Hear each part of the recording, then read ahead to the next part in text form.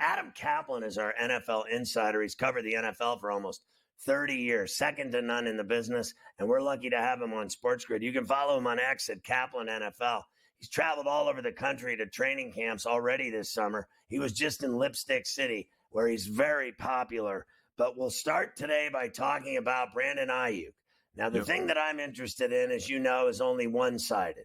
The Steelers were out of the conversations as of last night and then re-injected into those trade conversations today. All right, I'm going to go back a while here with the Steelers and Brandon Aiyuk. They've been interested in him, I'm told, for months. And they monitor the situation as other teams have had done, and we'll talk about that as well. But going to your Steelers, this is their interest level, and based on what I understand. So here's what they know. Pickens is definitely a starter. Opposite him, they don't know who's going to be starting week one. Rowan Wilson, who they really like, is week to week with an ankle injury. Van Jefferson, I'm told, has looked good filling in for him, but let's call it like it is. Van Jefferson's a pretty good backup. That's it. They need a starter to be in the lineup opposite Pickens. The teams know what the asking price is.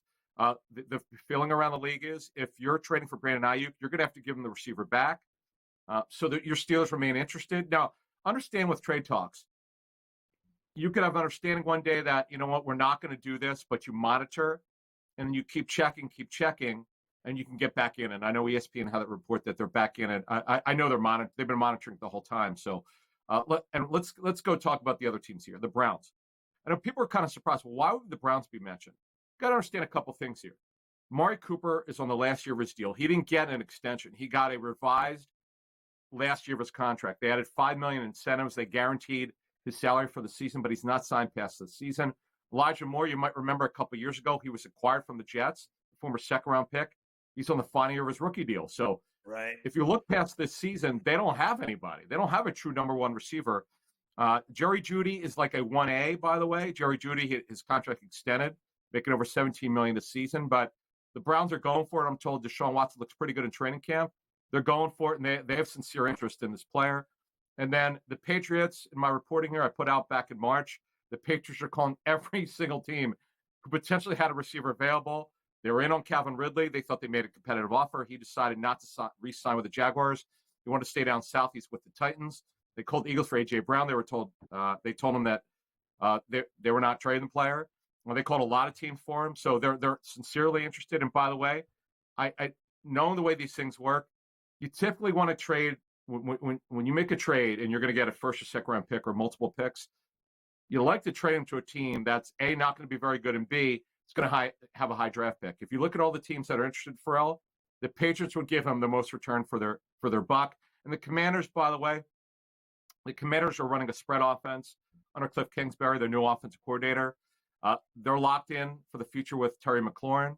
But let's not forget, this is a new regime and a new coaching staff. Jahan Dotson, who's a former first-round pick, they're still trying to get him going here, try to get him to the next level. So they have sincere interest in Aiyuk. But to me, when you look at the Browns, make a ton of sense. Again, you're not trading for a player for 1 year. The Browns make a lot of sense. The Steelers are obvious. Now, I would say the one thing about the Steelers, they're typically not. They don't do big deals like this in terms of acquiring players. Usually, they trade them away. But the bottom line is, you got to keep an eye on your Steelers, because you get a Brandon Aiyuk to get paired with George Pickens. That's a game changer.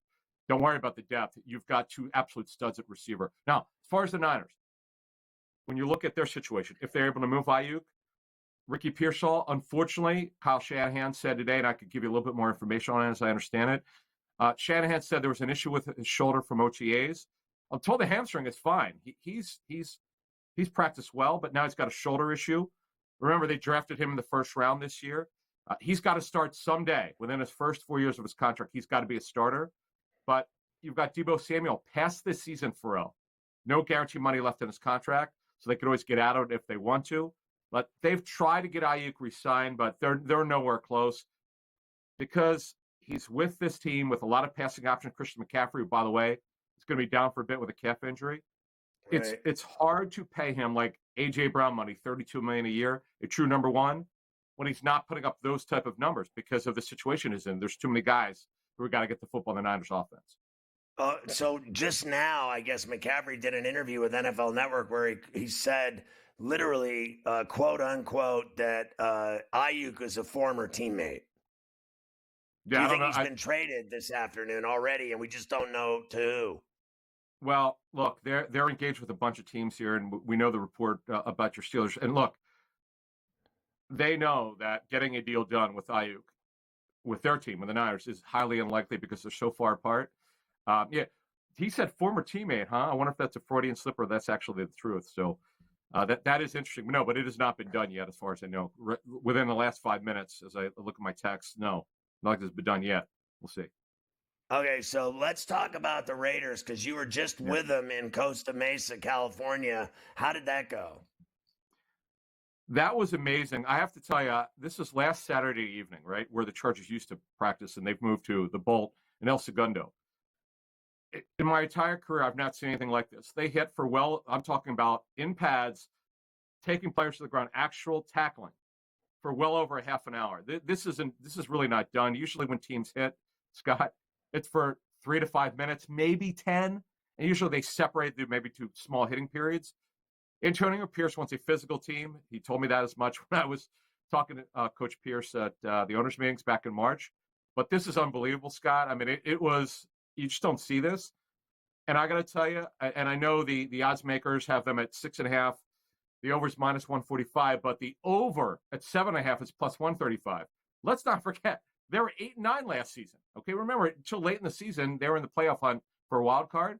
This team is better. Now, you could talk about quarterback all you want. Aiden O'Connell's competing against Gardner Minshew. My sense is Minshew's a little bit ahead, but the Raiders will tell you it's wide open, and they're going to settle this after the preseason. Minshew, by the way, had a phenomenal practice, maybe his best at training camp last Saturday. O'Connell's a gunslinger. What I like about this team, though, moving on here, really good running game, good at receiver, though they don't have very good depth. Offensive line's got a couple injuries, which concern me. Outstanding defensive line. They're legit 7 deep. The one issue I have, though, with this football team, they're not strong enough. A corner don't have good enough depth. Teams will throw against them.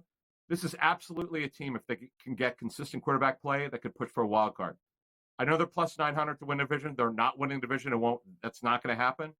But to get 8 or 9 wins, I think is very, very realistic with this roster, which, by the way, has been upgraded. And Brock Bowers at tight end, Scott, looks really, really good. They're going to be a heavy 12 personnel offense, 2 tight ends and 2 wide receivers. This team's good enough to get a wild card. They're going to push for one. So one of their strengths is obviously tight ends, running backs, wide receivers, D-line, the tackle, and end, their strengths. What are their weaknesses? Yeah, other than corner, depth at wide receiver concerns me. Definitely offensive line. By the way, Jackson Powers Johnson, who's out with a concussion, their second-round pick, who's a center guard, and that's concerning for me. He's not right yet. I just mentioned the 2 injuries on their offensive line. They're not very deep. So you worry about teams as you get through the season and the injuries pile up. They've already got injury concerns. They're okay at linebacker. They're okay at safety. Corners of position, Scott, they're just not strong enough there. And that, to me, is why they're not a lock to make the playoffs or a wild card. It's probably why they're not a 9 or 10 win team. I will say this, though. I like their quarterback position. It's very, very competitive.